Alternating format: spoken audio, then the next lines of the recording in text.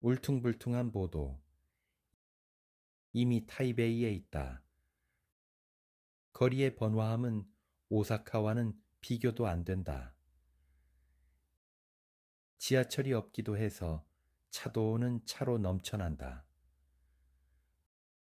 통근이나 상용 이동에는 대부분의 경우 오토바이가 쓰인다.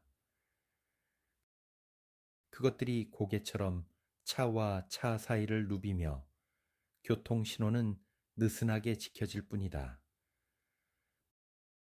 보행자에게 신호는 한 기준에 불과하다. 신호를 믿지 마라. 위험에는 스스로 책임을 져라. 라는 것을 하루만 머물러도 뼈저리게 알게 된다. 밤에 상점가 보도를 걸었다. 여기서 말하는 보도는 상점들이 늘어선 처마 밑의 길을 말한다. 여기만은 차가 덮쳐오지 않는다. 하지만 인도도 걷기에 편하다고는 할 수 없다. 여기는 한 단 높아져 있습니다. 산케이 신문 타이베이 지국장 요시다 노부유키가 앞장서면서 말을 걸어준다. 아, 이번에는 한층 낮아졌습니다. 산을 걷는 듯하다. 특히 근시에 노안이 섞여 발밑거리를 가늠하기 어려운 아내에게는 이 친절이 고마웠다. 말할 것도 없이 보도는 공공의 것이다. 하지만 타이베이에서는 상점마다 자기 것이 우세하다. 가게 사정으로 가게 앞 인도를 높이거나 그대로 두기도 한다. 전쟁 전 타이베이에서는 있을 수 없는 일이었다. 고 어떤 노타이베이인이 일본 시대를 칭찬하듯 이야기해 주었다. 장제스 씨가 오고 나서 대륙의 만인이 제멋대로라는 풍조를 들여왔다. 이 보도 덕분에 순원을 떠올렸다. 그 전에 대만의 전후사를 다뤄야 한다. 대만의 다수파는 물론 뿌리 깊은 본도인이다. 다수파이기는 하지만 피지배층이었고 오랫동안 발언권이 약했다. 오히려 탄압받기도 하고 살해당하기도 했다. 이에 반해 전후 40년 이상 이 섬의 지배층을 구성하고 있던 것은 대륙에서 온 외성인이다. 그들은 대륙에서의 내전에 패해 이 섬으로 왔고 본토인을 지배했다. 당연히 본토인은 대륙계를 싫어한다. 영어로 말할 때 스스로를 대만인이라고 말하고 싶어 한다. 양자는 문화까지 다르다. 하지만 순원이라는 근대사 속 인물에 대해서는 둘 다 악감정을 가지고 있지 않다. 순원은 몸집이 작고 늠름한 신사였던 것 같다. 타고난 낙청아이기도 했다. 글씨는 서툴렀다. 학문은 모방에서 시작한다는 점을 생각하면 이는 오히려 순원에게는 명예이다. 순원의 재미있는 점 중 하나는 중국 고전 교양이 부족했다는 것이다. 이것도 그를 지나치게 중후한 고전 문명에서 자유롭게 했다. 게다가 천성적으로 욕망이 적고 중국을 근대화하기 위한 열정에만 몰두했다. 그의 수단은 무장봉기로 청조를 타도하는 것이었다. 고향은 광둥성 샹사년 추이형촌이었고 모래땅이 많았으며 마을은 가난했다. 형이 하와이에서 성공해서 의지에 미국으로 건너가 호놀룰루의 영국계 교회 부속학교에 들어가 17살까지 공부했다. 불과 3년 유학이었지만 그 후 영어 독서를 통해 세상을 알 수 있었다. 고국으로 돌아가 의사가 되어 자립하고자 광주나 홍콩의 의과대학에서 어떻게든 서양 의학을 습득했다. 혁명가로서 순원은 백전백패의 사람이었다.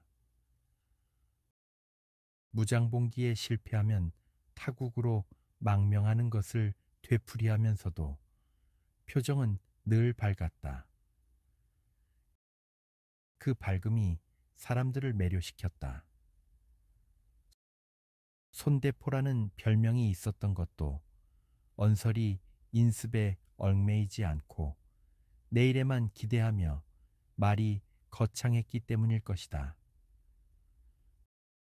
종종 일본이 활동의 무대가 되었다. 메이지 28년인 1895년에 처음 일본에 왔고 다이쇼 13년인 1924년 고베에서 마지막 강연을 했으며 그 이듬해에 죽었다. 일본에서 깊이 교류한 사람들은 미야자키 도텐, 히라야마 슈, 이누카이 스요시 등이었는데 특히 순원은 미야자키 도텐의 소년 같은 열정과 옛 무사 같은 신의에서 본연의 일본인다움을 발견했다.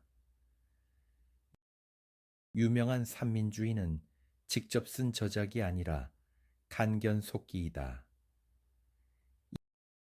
이하 중앙공론사에서 간행한 세 개의 명저 순원의 번역에 따른다. 외국인 관찰자는 중국인은 흩어진 모래라고 말한다. 그 책의 주석에 따르면 흩어진 모래라는 순원의 원어는 일편지산사이다. 쥐어도 뭉쳐지지 않는다. 하나로 뭉치지 못하는 것은 중국인에게는 다른 나라처럼 국가를 의식한 민족주의가 없기 때문이라고 순원은 말한다. 중국인에게 있는 것은 가족주의와 종족주의뿐이라고 단언한다. 종족의 개념은 일본인에게는 이해하기 어렵다. 조상 또는 성이 같은 혈족 집단이며 나와 동심원 안에 있다. 이 관점에 대해서는 19세기의 개혁파 지사 캉유웨이와 량치차오가 이미 말하고 있었고 일반 산사 등으로 표현했다. 중국에는 그저 가족주의와 종족주의만 있을 뿐 국족주의는 없다.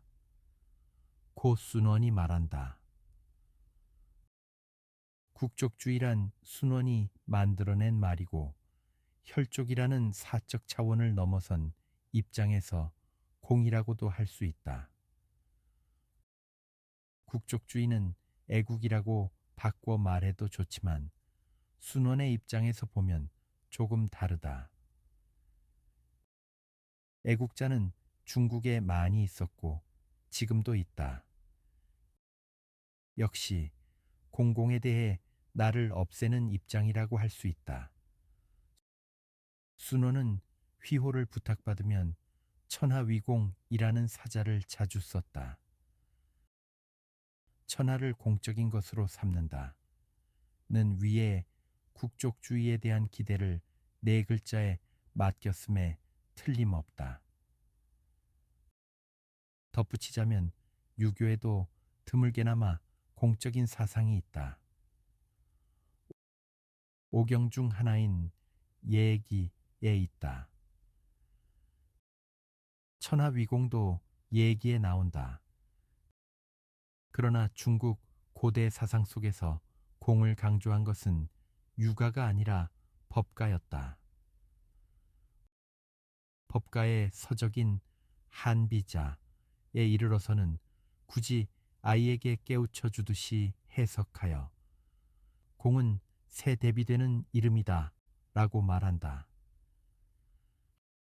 하지만 법가사상은 고대 진이 채택하여 실패한 이래 중국에는 뿌리 내리지 못했다. 이에 비해 유교는 다분히 개인의 체계이다. 인을 지나치게 들먹인다. 이는 위정자 개인의 최고 덕목이며 그것이 인격으로서 배어 나오는 것이 덕이었다. 중국은 전한의 무제 이래 유교가 국교로 지정되어 2000년도 그것이 도그마로 계속되었다. 일관되게 인치주의였다. 솔직히 말하면 역대 중국 황제는 사적이었을 뿐 공적이었던 적이 없다. 그 신복 관료도 또한 나였고, 예를 들어 지방관의 경우 실컷 뇌물을 받는 것은 자연스러운 나의 행위였다. 이 때문에 근대가 흥하기 어려웠다. 대만의 온 장제스의 권력 또한 당연히 나였다. 한편 승자가 된 마오쩌둥의 권력 또한 상당히 사적이었다. 마오쩌둥의 권력이 나 자신이 아니었다면 프롤레타리아 문화대혁명과 같은 사적인 히스테리를 벌일 수는 없었을 것이다. 그 옆에 서 있는 사람의 입장에서 생각해 본다. 역조의 통치자인 사적 존재가 인민에게 있어서 굶주린 호랑이로 이어져 내려온 이상 일가의 개인으로서의 사적 존재는 불가피하게 스스로를 자위할 수밖에 없었던 것이다. 국족주의가 문제가 아니다. 왕조로부터의 해를 막기 위해서는 종족으로 당열할 수밖에 없어. 이 때문에 국가라는 입장에서 보면 한 줌의 모래를 떠올릴 수 없었다. 그런데 대만에서 이상한 일이 일어났다. 그 기적을 말하기 전에 경위에 대해 언급한다. 우선 장제스에 대해서이다. 한편 승자가 된 마오쩌둥의 권력 또한 다분히 사적이었다. 마오쩌둥의 권력이 사적이지 않았다면 프롤레타리아 문화대혁명과 같은 사적인 히스테리가 전개될 리 없었을 것이다. 사람들의 입장에서 서서 생각해 본다. 역대 왕조의 사사로움이 인민에게는 굶주린 호랑이로 계속 존재했던 이상 사람들은 억척스럽게 사사롭게 자위할 수밖에 없었던 것이다.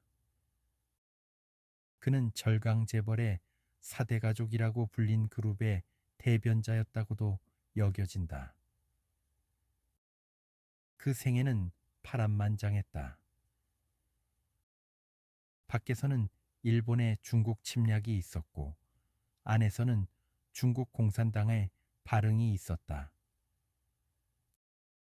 장제스는 공산당과 싸우거나 도중에 이들과 합작하여 대일 전쟁을 지휘하기도 했다. 일본의 패배 후 공산당을 상대로 싸웠다. 이윽고 그 전쟁의 패해 100만의 군대와 함께 바다로 나아가 대만으로 건너갔다. 1949년 말의 일이다. 대륙에서 수립된 중화인민공화국은 당연하게도 대만성을 영토로 삼았다. 한편 현실의 대만에서는 장제스는 중화민국이라는 호칭을 버리지 않았고 전 중국을 판도로 삼고 있는 이상 현실의 대만은 단지 일가의 성으로 여길 수밖에 없었다. 본섬 토박이들에게는 도저히 참을 수 없는 일이었다. 대륙에서 온 중화민국이 이 작은 섬을 덮치자 군과 경찰과 비밀 경찰에 의해 적성인과 다름없는 취급을 받았다. 다만 대만에게 다행이었던 점은 도입된 국가 체제가 순원의 이상인 법치 국가였다는 것이다. 그러나 대부분의 국가기관은 이 섬에 들어온 대륙계 사람들에게 장악당했다.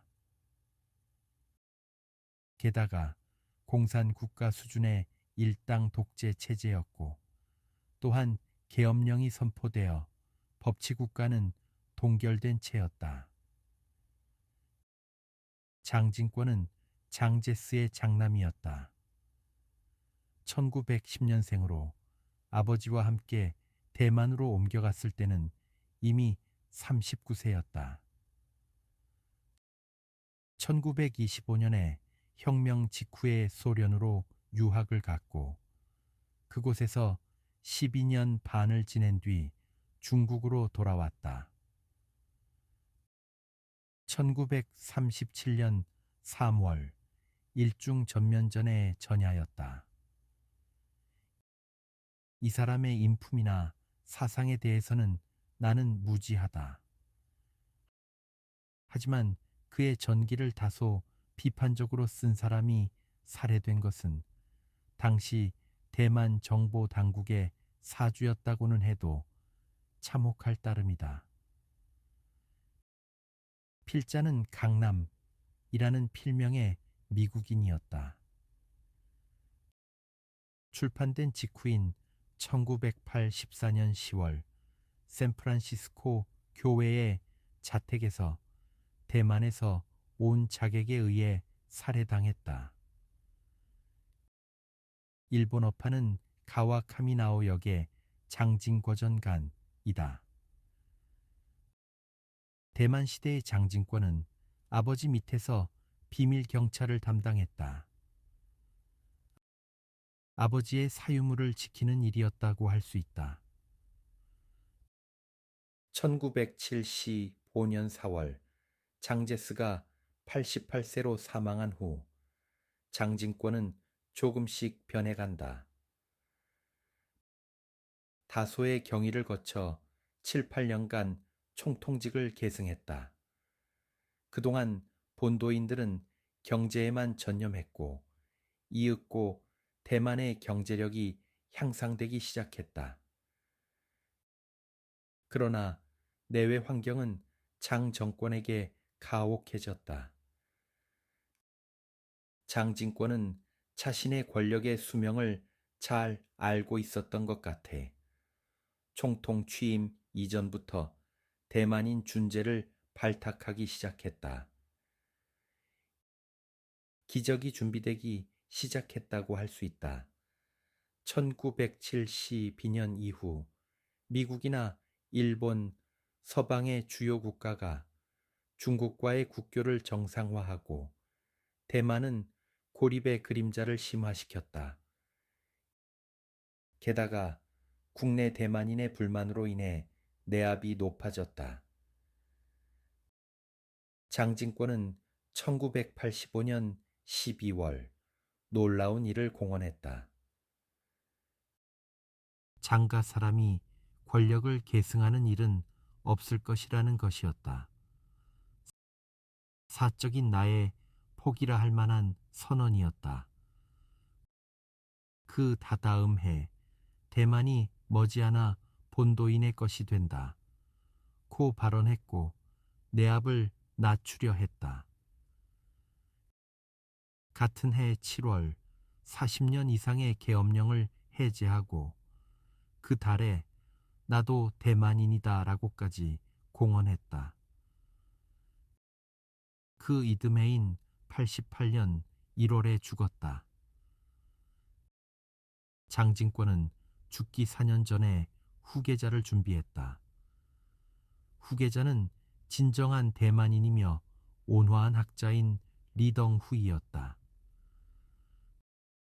그를 부총통으로 삼았고 부총통은 헌법의 규정에 따라 총통의 사망과 동시에 새로운 총통이 된다. 1988년 1월 리덩후이 총통이 탄생했다. 대만 사람들의 표정이 단번에 온화해졌다.